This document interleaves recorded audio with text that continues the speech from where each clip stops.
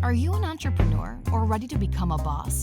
Welcome to Hawaii Boss, the business podcast made in Hawaii, where you will hear from island movers and shakers on who they are and their impact on our state.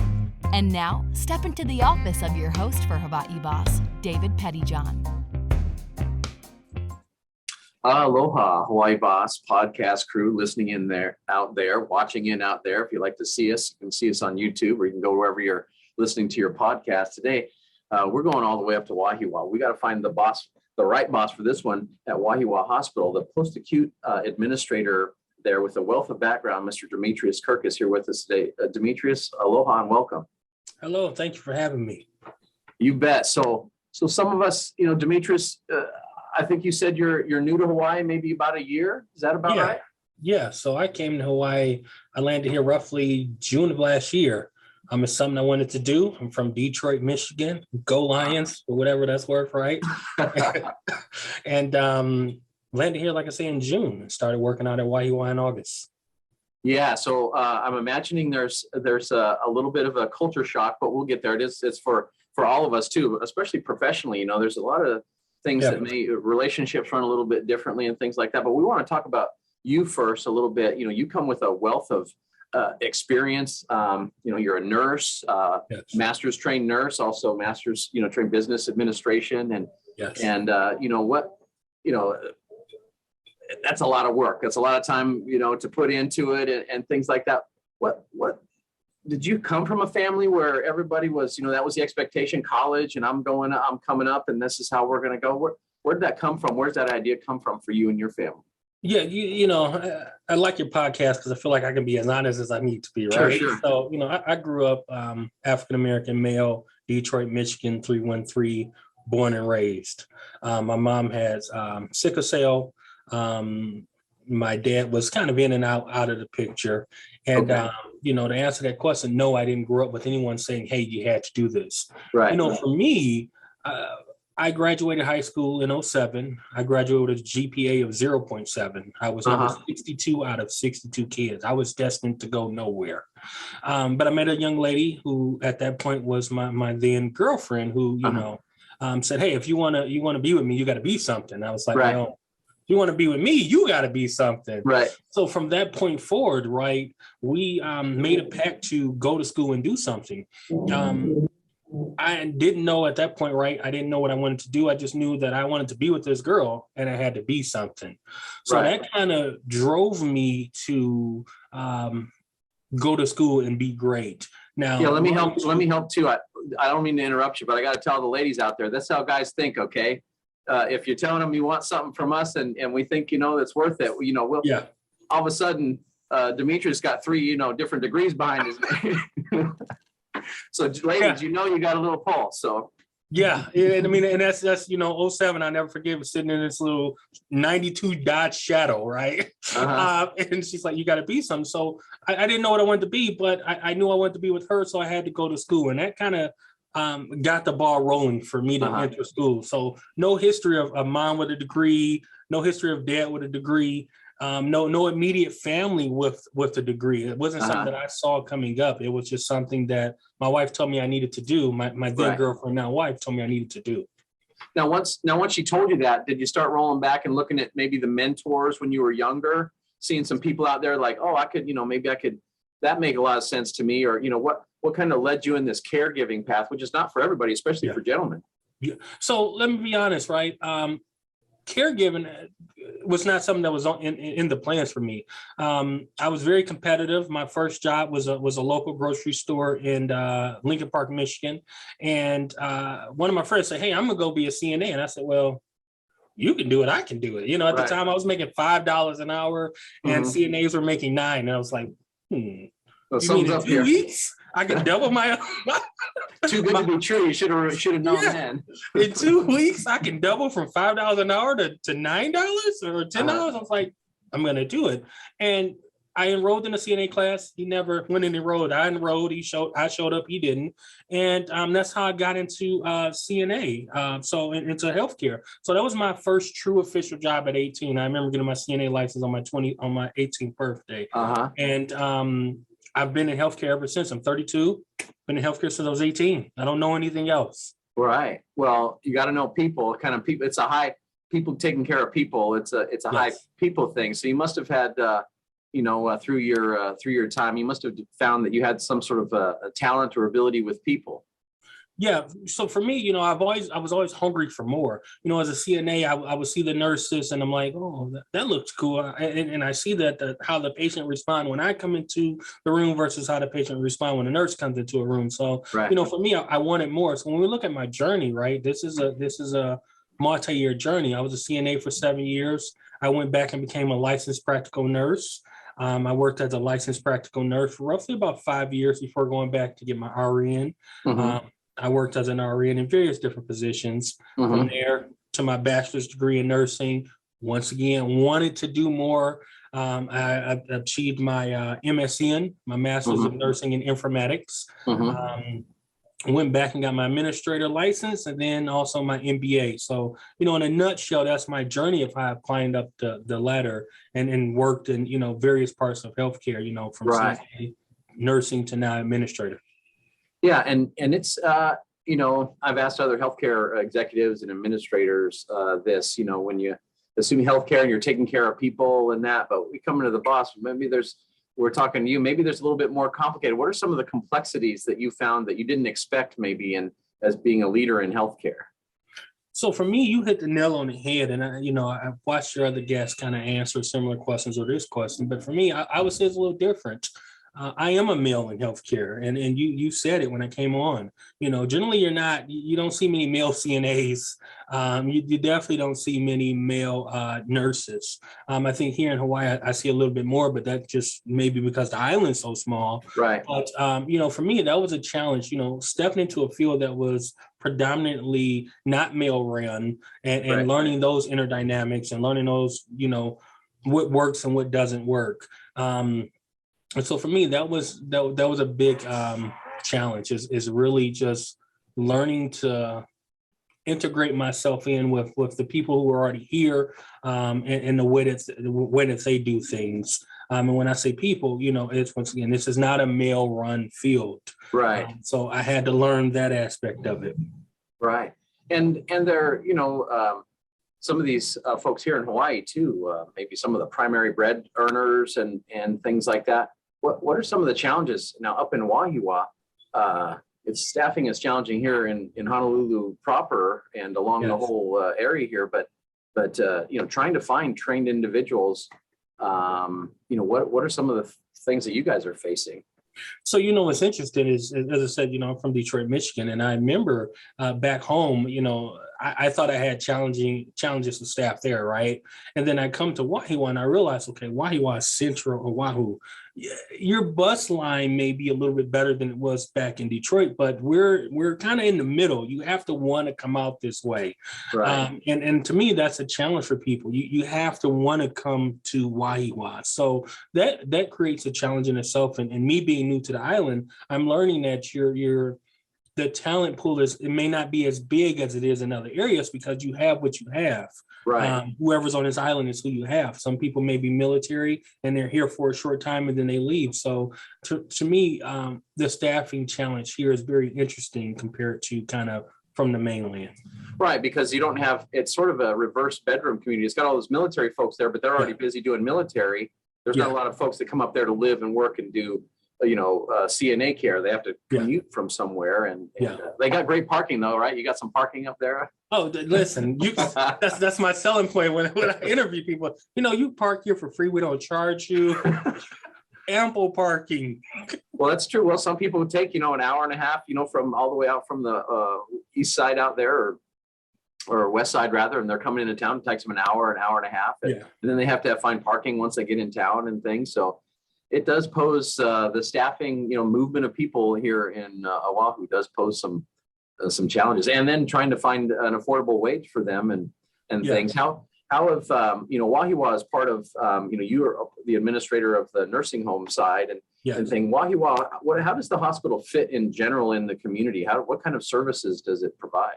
So Wahiawa is the only hospital on this side of the island. Wahiawa has a 15-bed ER. We have an actual med surg floor, and we have an ICU, as well as our own therapy department and as you know, a post acute center on this side. Right. I think the community embraces Wahiawa General Hospital and Wahiawa Nursing Center. It has been here for close to 60 years. So when I'm interacting with the residents, I'm outside, I take a walk every day and I'm seeing the community. This community backs this hospital. And one of the things that drew me here, once again, I came to this island without a job lined up. I came to this island not knowing anyone. I have a 4-year-old and my wife, but what drew me here is that small town feel and that sense of family when you walk through the door and in the community. That's what drew me here. Yeah. Well, that's, the administrator and a company in general, the organization itself has such a huge role in a community such as that. And it's almost a rural community where you're part of what does Wahiawa have to say about this or this or that? So you're integrated into it. And so what are some other, that the outreach, what are you finding, because of this sort of your location challenge, rural, housing, all that, what are some of your methods that you're using right now to outreach and really try to let people know about Wahiawa? So, I'm just really getting into the role. I've been in this role roughly maybe 4 months, right? So I'm learning the communities, the community boards and things like that. I'm slowly learning that. So you haven't fixed the staffing problem yet? You know what? It is at the top of the to-do list. But 4 months. Hey, after 6 months, you got to have this sort of dialed in. No, I'm just kidding. This is an endemic problem for I think everybody. Yes. So for me, it's right now I'm just learning and observing what we have. We have residents who've been here since the 1990s, early 2000s. Their families has been coming here. I have staff, I have residents who were born at this hospital, right? Right. Who've been born, has had surgery at this hospital. So I'm really soaking it in and seeing, okay, what can I do to better outreach? As always, connecting with leaders like yourself and other leaders around to kind of learn the lay of the land. Right. Well, I imagine you knew the lay of the land pretty well in Detroit. Having come up in that system of regulatory environment and all those kind of things. Is there a speed difference or some sort, between there and, what's the pace like? People always comment about, the different pace in Hawaii, but what's your experience been coming from Detroit? Yes. And then coming over here? How's that been? Yes. So when you talk about speed difference, there's truly a difference in speed. Not only, in the culture wise, but literally we can go 75 miles per hour. The most I've seen here is 55. But when we talk about the culture and speed, I like to equate Detroit to a mini New York, right? We're on the go, things are always happening. And me coming here, I really learned that there was something called Hawaiian time. Right. Things will happen when they happen. So for me, that's a culture shock and an adjustment because I'm used to go, go, go, go, go. We need to get things done now. And I think that it takes definitely some level of cultural awareness on my part to kind of, okay, I need to assimilate and join into this culture right here. Right. I can't bring everything from the mainland. Some things have to come, but I can't bring everything. And that's what I'm learning. And it's a constant learning every day. Yeah. It's like, it is. It's, I came from Washington State when I first came in 2013. And you have certain expectations and you move along as if everyone else understands what that means in your head. But then when you look back or you look around, you see like, no one even picked up on what you're just putting down. You got to sort of reevaluate and reposition. Or even vice versa. I find it funny, and I don't consider myself that old, but I am 32 and I have a 4 going on 5-year-old. And she comes home and says new things to me every day. And I'm like, what? Wow. So the first time I heard pow, my daughter got up and said pow. And I'm like, why are you saying pow? And she's like, Daddy, that means I'm done. I'm like, oh, okay. Or they use the term shishi, so these are things, as I say, I have to learn the culture, and that's what I'm soaking in now, so I can, be culturally competent when I'm making decisions and just, being a leader for the organization. That's important. I think a lot of times people don't see the need to adapt, that we're expecting them to adapt to sort of how we roll, but without us willing to adapt, then the friction, I think it's starts to starts to occur. But it sounds like, yeah, you've got that savvy and ability. What as far as, for you, when you're again trying to, so you talked about your family a little bit, what are some of the things that you want to keep from what you bring from Detroit, but then also what are some of the things, the aloha parts or the parts of the island that you're really just enjoying and you want to make sure that they get before they leave here? Well, it's really it's really that aloha spirit, the love, the welcome, the melting pot. We want to keep and embrace that. And for us, my wife's Hispanic, so my daughter's a mix. So I think it's important for her to be in this melting pot and see various different races, ethnicities. I think that's important. So I like that, compared to Detroit, where it was kind of one race, one culture there. So this is nice for her to, come in and be at preschool and learn different languages, learn different cultures. I tell you one thing I don't miss is the snow. They can keep that back in Detroit. That's right. Here, we're going to keep this sunshine and embrace it. But on a serious note, when you look at keeping things from Detroit, I don't want my daughter to grow up to lose her sense of self. So that's something I want to keep educating her. And I think we do that by taking her home yearly and reminding her who her family is. But on the flip side, once again, being here is great for her to see other cultures and be in this melting pot and learn to learn that everything doesn't have to be so black and white or one way. There's more ways to do things. Yeah, it's a lot of times it's very nuanced and sort of have to read between the lines because sometimes in Asian culture too, there's a high predominance that it's not necessarily as direct as folks from the mainland are. Sometimes in the mainland we think that openness and hard dialogue is, sort of the best way to get to the bottom of it. But sometimes that sometimes erodes the trust that we're trying to build with folks because we're not listening. We have to do a better job and I still have to do it, listening. Yeah.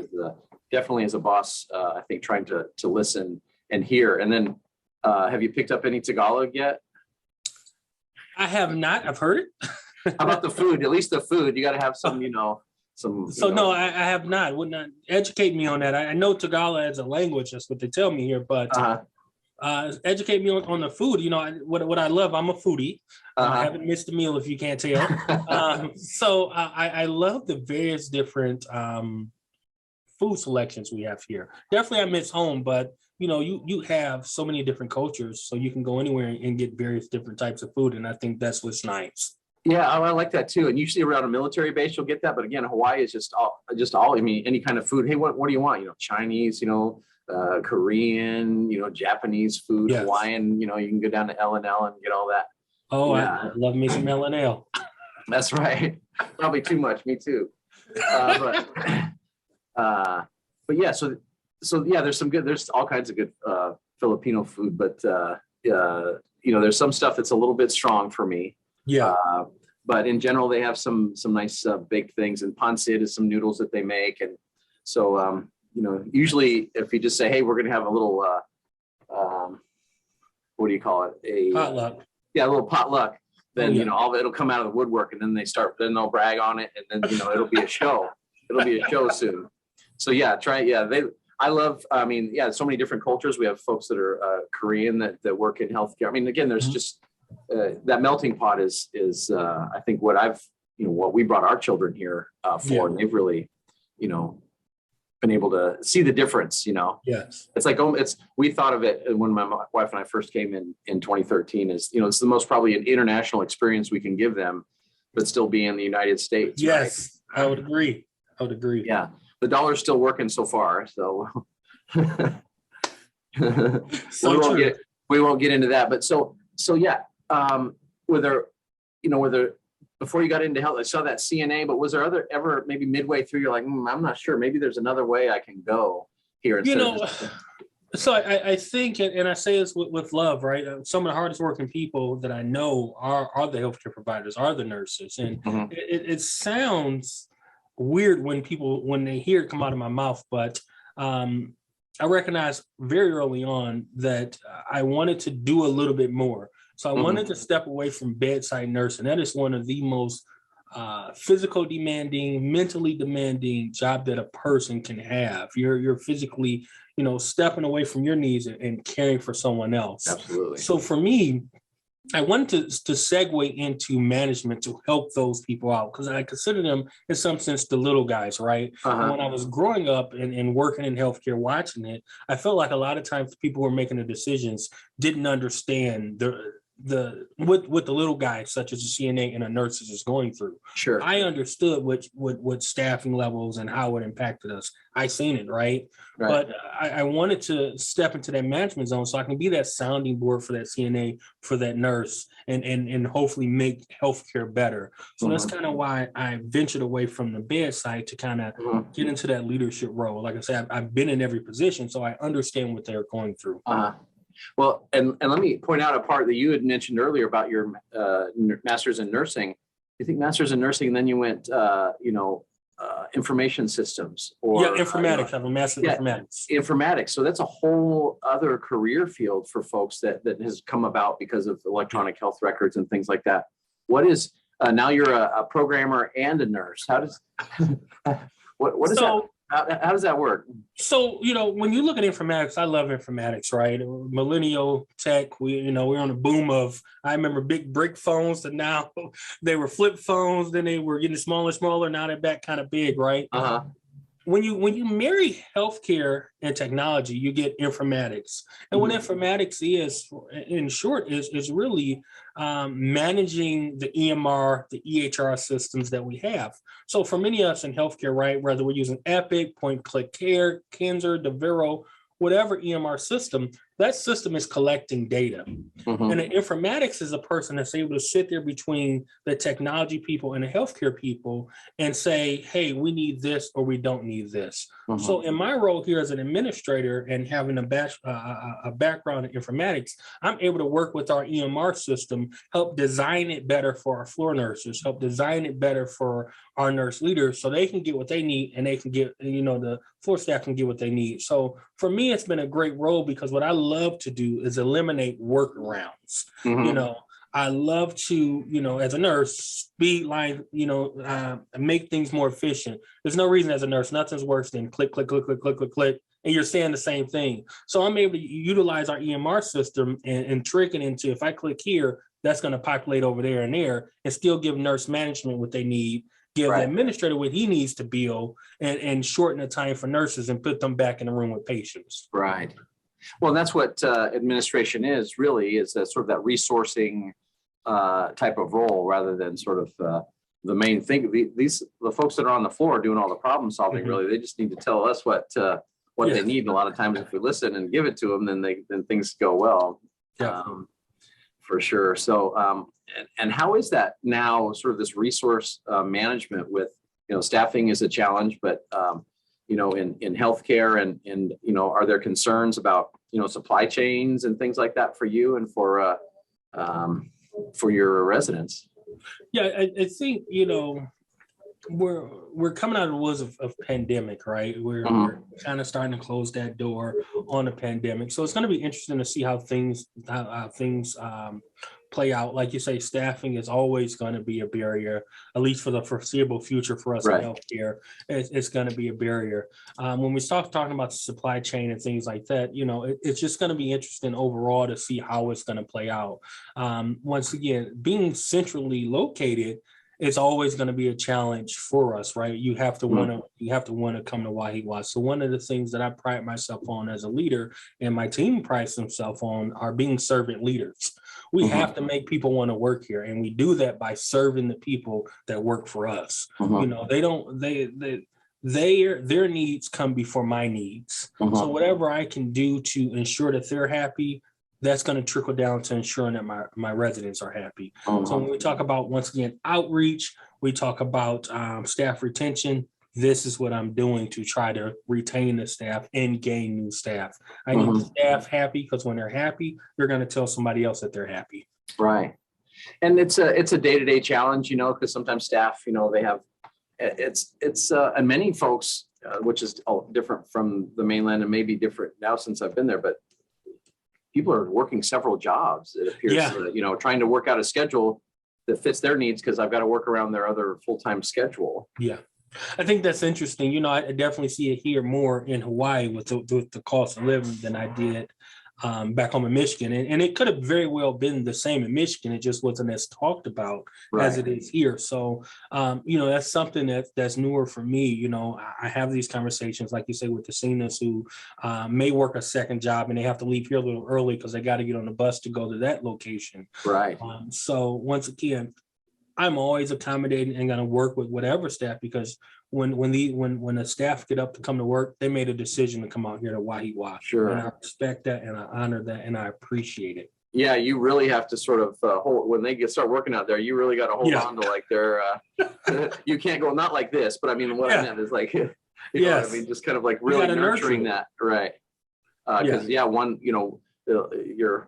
it takes so much to try and generate just one person, one functioning, CNA to do it. And one loss, it almost compounds all of the challenges. But once again, this is not an issue that's special to Hawaii, but I think it's special in a sense of, the labor pool is the labor pool.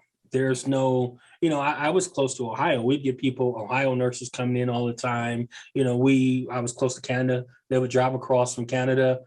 I don't have that luxury here, right? You got who you have.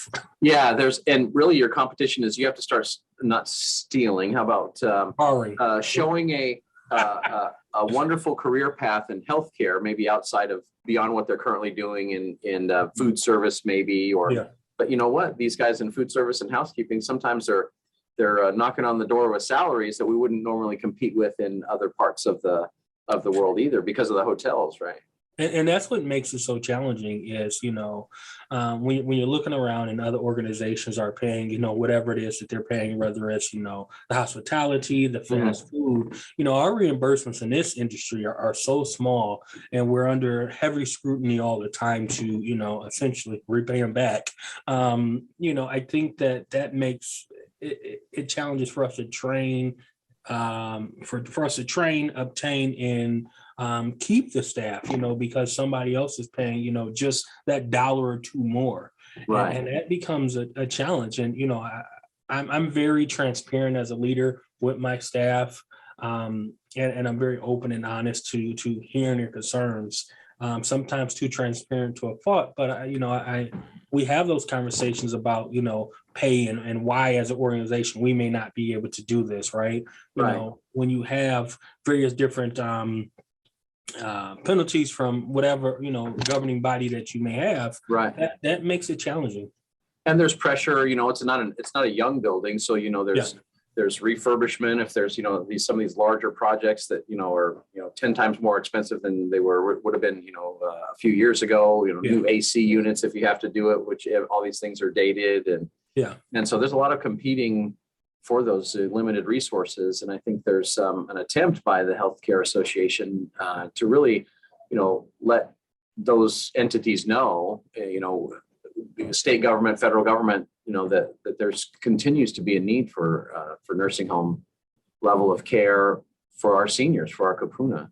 And, we definitely need whatever organized body, like you said, the HAH, and any local, federal, politicians who's hearing this and watching your show.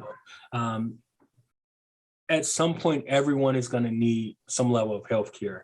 You may not need it to a point that you need to come into a nursing home, but everyone knows somebody who is in a nursing home, has been to a rehab, and we need the funds to continue to take care of these residents, not more strenuous regulations. We need the funds. A lot of these nursing homes, when I sat back and I watched, the pandemic kind of play out, and I'm seeing how nursing homes are blamed for things, it kind of blew me away.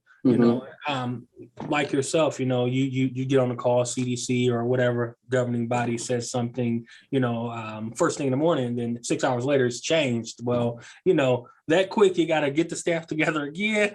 Right. Tell them the rules. Yeah, course correction, another course correction. I know I said that we need to do this, but once again, these rules and regs, I often question, how recently is a person who's making these rules been attached to a long-term care facility? Right. And of course, we're very interested in the quality of care. Definitely. However, penalties, sort of the stick rather than the carrot sort of mechanism for compliance, and is I'm not sure how effective it has been. Certainly, we all want great care for our kapuna. I don't think any of us, but being on the ground, I think people like yourself and other people in healthcare see that, with the lack of resources, there's not as many things as you can do for those folks. And it's the worst time ever. I have a funny saying, and for what it is, CMS does this great thing where they would pay you up front, but when they want their money back, they just will kindly take it back without letting you know. So, it's one of those things, when you receive funds to take care of a resident, you receive them to take care of that resident. You deliver that quality of care, you graduate that patient on, they go back into the community. Well, it's almost not fair that they can come a year from now, sometimes, 2 years from now, and say, hey, but you missed this documentation or this. So what we're going to do is recoup those funds. Those funds are long gone. You're taking them away from current residents at that time. Yeah, and staff. Residents and staff at that time. So, I'd love to partner with state agencies, to say, hey, how do we make this more educational, for these organizations, not as punitive, right? There's a time and place. It's kind of like your parents growing up, right? Not everything was in the corner. Some things was, I'm going to give you that stern look and we're going to correct this now, and I don't want to see it again.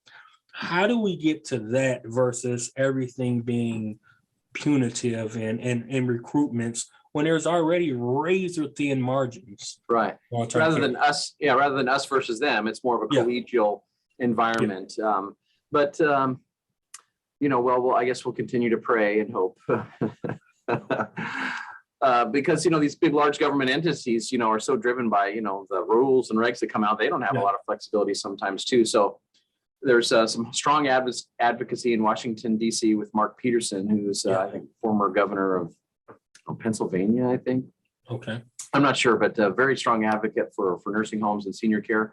There's also considerations that, for, opportunities in the community. They're putting more dollars out there now for options in the community, whether folks want to go into care homes or different things, which makes a lot of sense. I think for us is the more independent level, the lower level of care is where we want, the best practices we recommend for kapuna.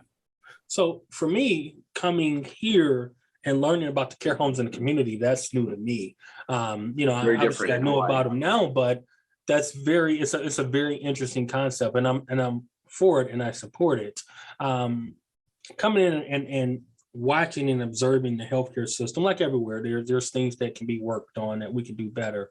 I love to partner. I know the HAH is doing great things to try to move things forward, but I love to partner with whoever to really look at what it takes to fix these systemic problems that we have.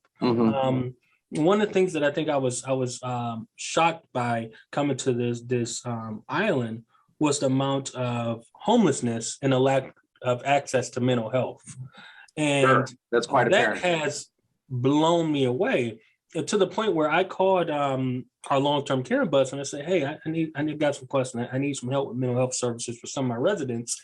And the ombudsman kind of laughed a little bit, and what the ombudsman told me kind of blew me away because I'm new to the island. He said, "Hey, SBH used to be Wahiawa. You used to take care of all the mental health people here at Wahiawa. We have a floor that still technically, might be assigned that says HBH, but that's where mental health was at. And when that closed down, the island didn't replace it. So that's something that has really piqued my interest because I want to see everyone do well. And it's unfortunate that we don't have the access to mental health services for the patients or for the people of Hawaii. Well, I know nationwide that, there could be another whole episode about homelessness, et cetera, and some of those mental health challenges, but certainly Hawaii is not insulated to that. Some of these larger metro areas or throughout the United States are suffering from some of this, and exactly how to, without ruining the autonomy of a soul that's out there living in their tent that they want to, but creating a space for folks who just want to go out and walk about and not have to worry about some of the things that are going on openly out in the community parks and things. Yeah. So it's been an interesting time. Once again, I've enjoyed my time here at Wahiawa and just on the island, right? It's been a great, like I said, starting in August, a great time. This community has welcomed me. The staff has welcomed me. The residents have welcomed me. So I look forward to continuing to do great things here at Wahiawa and helping this organization to continue to excel.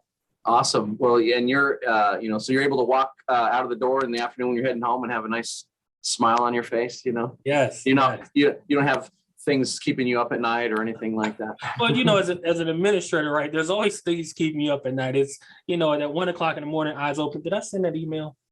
Yeah, that was due yesterday. Was that supposed to? Did that report get done? But, one of the things that keeps me going here is, and I want to take a small second of time to talk about this, is the leadership here. When I came to this organization, my leadership was here. But after being here, it's moved to here. And that's in part to the CEO of the organization, Mr. Brian Cunningham. His philosophy on leadership is amazing. And he really subscribes to that servant leadership. And that's something I've definitely subscribed to as well. But to see it in action, to see it practiced every single day, no matter what the situation is, that's great. A lot of times, leaders, when they recruit you to a company, they sell you the moon. They tell you everything is going to be great. Then you get here, when I interviewed Brian, this is how it is, but this is what we're doing to move it forward. Right. And as long as we do it from the heart, it will move forward. As long as we be nice and move things forward. And that's something I now subscribe to, being nice and moving it forward. Yeah. And when someone lives a philosophy, they don't go out and talk in front of someone and then they act another way when it's time to go. That I think that carries a lot of meaning for leaders, and I think is a good message. And having someone like that, a mentor, I think all of us still look for mentors, people that are living that way, and we can take that from them and say, okay, that I see how it works now because I'm watching you. Yeah. So now that he's provided this leadership and you've able to leave home at night with some a little bit of rest at night. So when you do go home or on the weekends, you get a little time off, where do we find Demetrius at here on Oahu? So you find Demetrius with the life vest on because he can't swim, snorkeling at Sharks Cove. Okay. That is my new favorite thing to do. Is snorkel. I live down in town, right across from Ala Moana Beach Park. So I'm always there. I'm there on the weekends. But I found that I love to snorkel. Even though I can't swim. I'll put that life jacket on and I'll get out there. That's right. Well, we'll get you a board too and some fins, and we'll get you out bodyboarding too after a little bit. And hey, I welcome it, man. Once again, it's just a blessing to be here. Blessing to have my daughter who, is growing up in this now. She's, getting ready to go to kindergarten and just be here. So, she runs my weekends. When I'm not here at work, it's daddy-daughter time at home. So when she says, hey, Daddy, we got to do this, I guess I kind of got to do it, right? Right. Well, that's awesome. And Demetrius, again, I think we've got 1 or 2 or 3 more episodes. We got more to talk about it, I think. Definitely. But your bit of time here today and letting us know about Wahiawa Hospital, your role there, and all the things that you're doing to, I think, roll things forward in Wahiawa with Aloha and bringing also some of your Detroit style, don't leave that alone, bring that with you too, because I think maybe there's a few things everybody can learn here too. So definitely. Yeah, Demetrius, until next time, hey, do you have anything you want to tell all the people out there before we head out and part ways? Hey, I just, once again, I appreciate your time. Wahiawa General Nursing Center is a great place to be. One of the things I didn't touch base on is we're in the process of launching 37 new beds, a new $2 million renovation. Wow. All duly certified beds, all single, private, brand new 42-inch TVs. Beautiful. Beds, call light system. I mean, everything that you can think about. So when you think about Wahiawa, I ask people to look past that building and look at the hearts inside of the building that's taking care of your loved one, and know that once again, we are open. You can visit your loved one, and when you stop in, just stop by and say hello. Yeah, hey, under new management, Demetrius is there now, and let's see, he's learning things, and I think again, we all got a little bit to learn from Wahiawa. We're excited. So when we come there, just check in with Demetrius, and yes, awesome. Well, hey, sir, again, until then, hui ho and aloha. Thank you, aloha. Make sure to subscribe to Hawaii Boss and follow us on social media at Hawaii Boss Podcast at the links in the description. We'll see you soon in the boss's office.